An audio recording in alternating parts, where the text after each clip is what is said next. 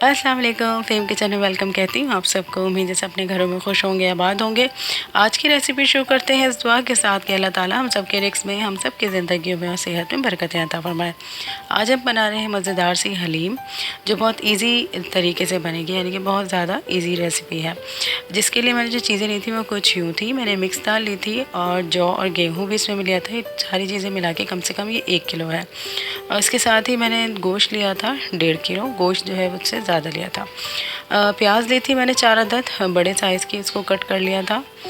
ठीक है। इसके साथ ही मैंने धनिया पाउडर लिया था 1 टेबल स्पून। मिर्चें ली थी लाल मिर्च पिसी हुई 5 टेबल स्पून ली थी। लिया था 2.5 टेबल स्पून। अदरक लहसुन का पेस्ट लिया था 4 टेबल स्पून। हल्दी ली थी 2 टेबल स्पून। ठीक है। हल्दी जो है इसमें थोड़ी ज़्यादा पड़ेगी। इसके साथ ही मैंने तेज़ पत्ता लिया था और छोटी वाली थोड़ी सी हरी मिर्चें ली थी और साबुत गरम मसाले में, जिसमें ज़ीरा, लौंग और काली मिर्चें शामिल थी। चलिए बनाना स्टार्ट करते हैं। सबसे पहले हम जो है वो दाल बॉईल करेंगे। अच्छा, तो दालें ली थी मैंने, और जिसमें चने की दाल, मूंग की दाल, माश की दाल और मसूर की दाल थी, और जौ और गेहूँ, ये सारी चीज़ें मिला के कम से कम ये 1 किलो था। इन सबको मैंने भिगो दिया था 2 से 3 घंटे। जब ये अच्छी तरह भीग गए, फिर उसके बाद हम जिसमें हमें हलीम बना रही है उसमें मैंने ये डाल दिया। इसके साथ ही मैंने इसमें पानी डाल दिया है। कम से कम 2 से ढाई लीटर इसमें मैंने पानी डाल दिया है। और इसके साथ ही मैं इसमें डाल दूँगी हल्दी। मैंने इसमें 1 टेबल स्पून डाल दी है और तेज़पत्ता डाल दिया है। और सबसे अच्छी और मेन चीज़ इसमें जो है वो है, इसमें ऑयल या घी आप डालेंगे 1/2 कप।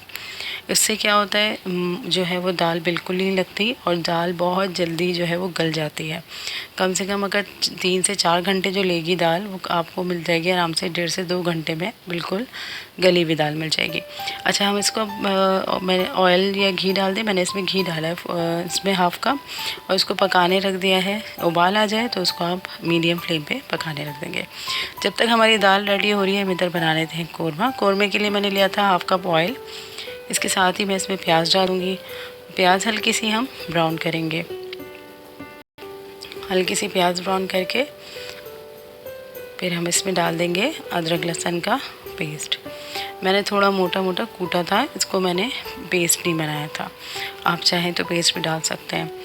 ठीक है। इसके साथ ही अब मैं इसमें मसाले ऐड कर दूँगी। धनिया पाउडर जो हमने 1 टेबल स्पून लिया था वो, लाल मिर्च powder 5 table spoon.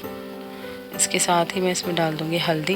1 table spoon हमने जो है वो हल्दी दाल में डाली थी, और 1 टेबल स्पून हम इसमें कोरमे में ऐड कर रहे हैं। इसके साथ ही मैंने इसमें 2.5 टेबल स्पून सॉल्ट डाल दिया। अच्छा, नमक आप बाद में भी टेस्ट करके डाल सकते हैं। अब ये मसाले में हम साथ ही इसमें मैं गोश्त डाल दूँगी।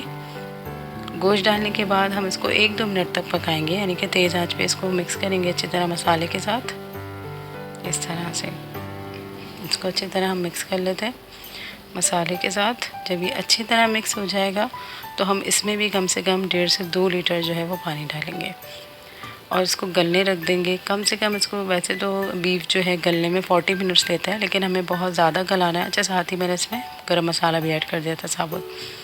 हमें जो है वो ज़्यादा गलाना है तो हम इसमें पानी जो है वो ज़्यादा ऐड करेंगे और टाइम भी इसको ज़्यादा देंगे। कम से कम इसको 1.5 घंटे तक आपको पकाना है। ठीक है। अच्छा, इसमें मैं डाल दूँगी पानी। ये देखिए, इस तरह पानी डालने के बाद हम इसको मिक्स करेंगे। और इसमें भी उबाल आ जाएगा तो हम इसको मीडियम फ्लेम पे रख देंगे कम से कम 1 से 1.5 घंटे के लिए। ठीक है। फिर हम जब ये गोश्त गल जाएगा उसके बाद हम देखते हैं। 1.5 घंटा हो गया था, गोश्त जो है वो गल चुका है। अब मैं आपको दिखाती हूँ। ये देखिए, इस तरह से गोश्त जो है वो गल चुका है अच्छी तरह। अच्छा, मैं इसको बिल्कुल भूनूंगी नहीं, ड्राई नहीं करूँगी। इसी तरह मैं इसको दाल में डालूँगी, इसलिए कि मुझे दाल में भी थोड़ी देर पकाना है। अब हम दालें देखते हैं उसकी क्या कंडीशन है। उसको भी पकते हुए 1.5 से 2 घंटा हो चुका है। ये देखें, 1.5 से 2 घंटे में दालें जो हैं वो बिल्कुल गल चुकी हैं, जौ और गेहूँ। अब जो हमने कोरमा था वो अब मैं इसमें ऐड कर दूँगी। ठीक है। अच्छा, ये विदाउट बोन लिया था, यानी कि इसमें हड्डी नहीं थी, तो मैं इसलिए ऐसे ही सारा डाल दूँगी। अगर आप हड्डी वाला गोश्त हो तो उसकी हड्डी जो है वो आप निकाल के फिर इसमें ऐड करिएगा। ठीक है। अब इसको मैं सारा मसाला और जो गोश्त है वो इसमें ऐड कर दूँगी। अब इसके साथ ही मैं थोड़ी सी इसमें हरी मिर्च ऐड कर रही हूँ। आप चाहें तो ज़्यादा भी ले सकते हैं। ठीक है। इसको अच्छी तरह मिक्स करके हम इसको थोड़ी देर पकाएंगे। कम से कम इसको आधा घंटा हम और पकाएंगे। ٹھیک ہے، آدھا گھنٹہ ہو گیا تھا، یہ دیکھیں اس طرح سے یہ پکتے ہوئے۔ اب سمپلی ہمیں کیا کرنا ہے، یہ دیکھیں اچھی طرح ہماری دال اور گوشت جو ہے وہ پک چکے ہیں، یعنی کہ مکس ہو چکے ہیں۔ اب ہم اس کو گرینڈ کریں گے، ٹھیک ہے، میں اس کو گرینڈ کروں گی۔ اچھا، بہت باریک نہیں پیسیے گا اور بہت کیا کہتے ہیں موٹا بھی نہیں رہے، جو میڈیم ہوتا ہے اس طرح سے ہمیں اس کو گرینڈ کرنا ہے۔ اب ہم اس کو گرینڈ کر دیں گے۔ گوشت جو ہے بہت سے لوگ جو ہے بالکل ریشو کے ساتھ ہی لیتے ہیں، یعنی کہ 1 کلو گوشت اور 1 کلو دال، لیکن زیادہ گوشت لیں گے تو اس میں لیس بہت اچھا آتا ہے۔ یہ دیکھیں میں نے گرینڈ کر لی تھی، یہ ہماری حلیم جو ہے وہ ریڈی ہے۔ اب اس کو میں جو ہے تھوڑی دیر اور پکاؤں گی، پھر اس کے بعد ہم اس کا حل بناتے ہیں بھگار۔ بہت زبردستی ہماری حلیم جو ہے وہ ریڈی ہو چکی ہے۔ بھگار بنانے میں نے آئل لیا تھا اس میں 1/2 کپ۔ اب میں 2 سے 3 عدد میں نے پیاز لی تھی، ان کو کاٹ لیا تھا، بس اب اس میں پیاز ایڈ کروں گی۔ یہ دیکھیں بس یہ پیاز ہلکی سی براؤن ہوگی تو ہم اوپر سے جو ہے وہ بگار لگا دیں گے۔ یہ دیکھیں تھوڑا سا اور یہ براؤن ہو جائے۔ کائنڈلی میرے چینل پر جو اس وقت لوگ نئے دیکھ رہے ہیں ان سے ریکویسٹ کروں گی کہ میرے چینل کو سبسکرائب کریے گا، لائک اور کمنٹس ضرور کریے گا، جیسے کہ آپ کا ایک لائک اور کمنٹ جو ہے ہماری حوصلہ افزائی ہوتی ہے۔ یہ دیکھیں اچھا بھگار جو ہے وہ پیاز جو ہے وہ براؤن ہو گئی تھی۔ اب میں نے اس کو ڈش میں اس کے اوپر بھگار لگا رہی ہوں۔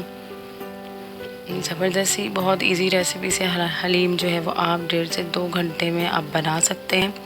یہ دیکھیں اس طرح سے، اور گارنشنگ میں نے اس میں لیمن اور پودینہ اور چاٹ مسالہ رکھا تھا۔ ویڈیو پسند آئے تو پلیز لائک کریے گا، کمنٹ کریے گا، میرے چینل کو سبسکرائب کریے گا اور مجھے بھی دعاؤں میں یاد رکھیے گا۔ انشاءاللہ ملتے ہیں نیکسٹ ویڈیو میں، جب تک کے لیے تھینک یو فار واچنگ، اللہ حافظ۔